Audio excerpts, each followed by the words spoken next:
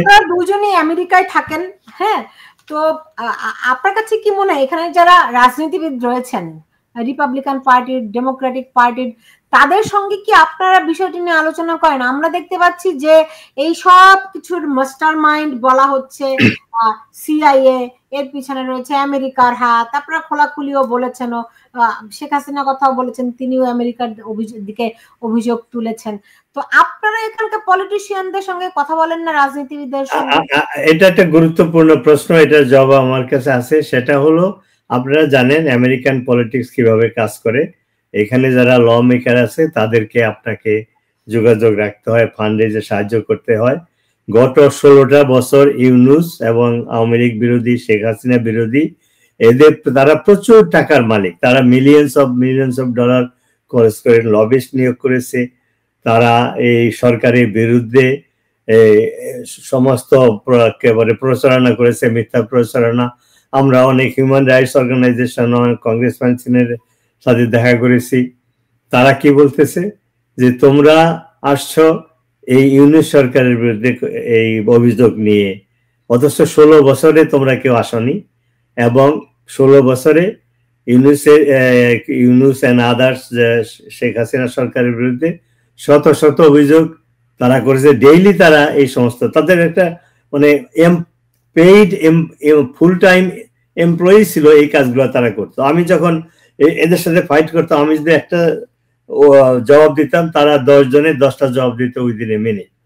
তো আমাদের এইখানে দুর্বলতা আছে যে আমরা গত 16 বছরে সিদ্দিক ভাই যেটা ইঙ্গিত করলেন যে আমরা অনেক ভুল করেছি। তার ভিতরে একটা ভুল হলো আমরা আমেরিকাতে লবিস্টের কোনো কাজ করিনি।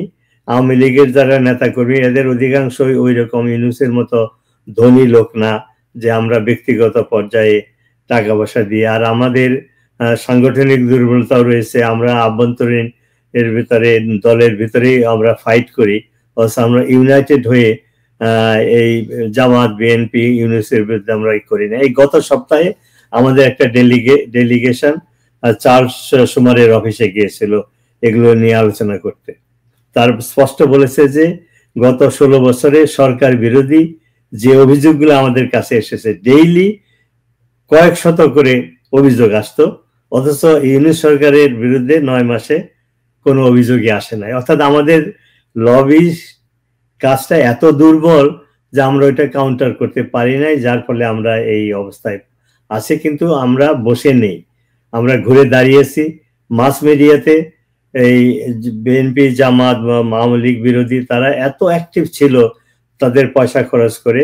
এখন স্বতঃস্ফূর্তভাবে গ্রাসরুট থেকে মাস মিডিয়াতেও আওয়ামী লীগের পক্ষে, স্বাধীনতার পক্ষে, ইউনূসের অপকর্ম এবং এই সরকারের যে দুর্নীতি, সেগুলোর ব্যাপারে আমরা আন্তর্জাতিক সেমিনারের আয়োজন করছি, আমরা প্রেস কনফারেন্স করছি, আমরা চিঠিপত্র লিখছি। একটা এক্সাম্পল আমি আপনাকে দিতে পারি। বঙ্গবন্ধু পরিষদের পক্ষ থেকে আমরা এখানে নিয়ম হলো যে আপনি যদি কংগ্রেস সিনেটরকে ইমেলে অভিযোগ করতে পারেন, কিন্তু সেটা সামান্য কয়েক ওয়ার্ডের একটা অভিযোগ করা যায়।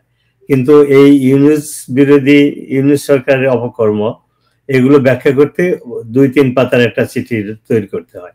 সেটা তো ইমেলে করা যায় না। আমরা একটা 2 পাতার একটা চিঠি রেডি করে প্রিন্ট করে 435 জন কংগ্রেসম্যানকে মেল করেছি এবং 100 কংগ্রেসম্যান সিনেটরকে মেল করেছি। তো এগুলো যে চিঠি পেয়ে সবাই যে পড়বে, সবাই যে আমাদের সমর্থনে আসবে সেটা ঠিক না। কিন্তু এই প্রসেসে আমরা যদি কন্টিনিউ করি, তারা ভুল বুঝতে পারবে যে হ্যাঁ, তারা যাকে সমর্থন করেছিল সে একজন সন্ত্রাসী সমর্থক, সে একজন অশান্তির দূত, সে আমেরিকা বা ওয়েস্টের কোনো ভ্যালু রিপ্রেজেন্ট করে না। তো আমরা সেই কাজটা শুরু করেছি, এটা আরো ভিগোরাসলি করতে হবে। সিদ্দিক ভাইয়ের নেতৃত্বে হোয়াইট হাউসের সামনে ডেমনস্ট্রেশন হয়েছে অতীতে, কিন্তু এগুলো আমাদের আরো বেশি করতে হবে। সেই কাজটা আমরা করছি। আমরা বুঝতে পেরেছি যে আমাদের ভুলটা কোথায় হয়েছিল।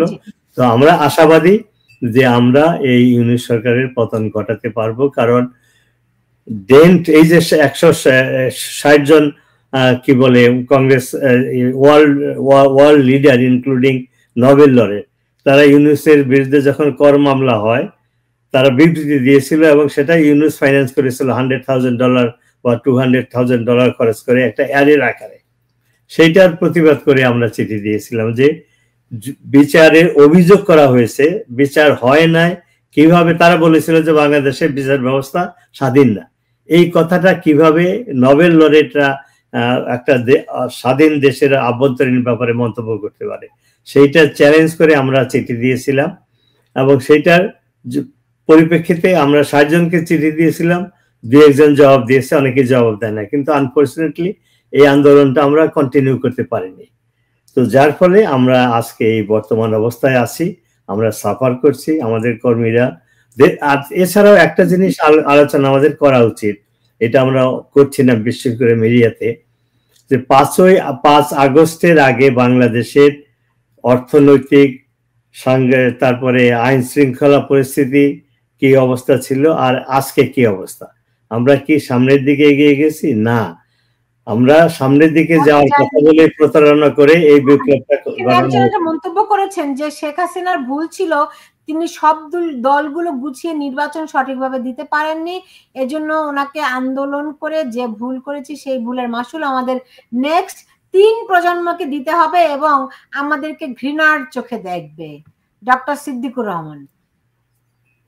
না, এটা তো একটা রাজনৈতিক বক্তব্যটা হতে পারে, যে বলেছে চিন্তা ভাবনা করে কথাটা বলেছে। তবে আপনি যেটা নইভাবে বলছিলেন, আপনার যে মূল প্রশ্নটা যে আমেরিকান রাজনীতির সাথে বা আমেরিকান মেইন স্ট্রিমের সাথে আমাদের সম্পর্ক, আপনার হয়তো মনে থাকার কথা 71-এ মুক্তিযুদ্ধে আমেরিকা শুধু বিরোধিতাই করেনি, আমেরিকা সর্বপ্রকার অস্ত্র দিয়ে এবং শেষ পর্যন্ত 7ম নৌবহর পাঠিয়ে পাকিস্তান থেকে সহযোগিতা করেছে। তাকে চ্যালেঞ্জ করে কিন্তু আমরা বাংলাদেশ সশস্ত্র সংগ্রামের মধ্যে দিয়ে আমরা দেশটাকে স্বাধীন করে। অর্থাৎ আমেরিকার, আমি নৈবাজিরে বলছি এটা করা দরকার, কিন্তু না করলে যে আমরা বর্তমান যে অবস্থা আমরা আছি সে অবস্থার আমরা উত্তরণ হতে পারবো না, আমি সেটা ততটা মনে করি না। তার কারণ বাংলাদেশের মানুষ আর বিশ্বের অন্য দেশের মানুষ এক না। বাংলাদেশের জনগণ ডিফারেন্ট।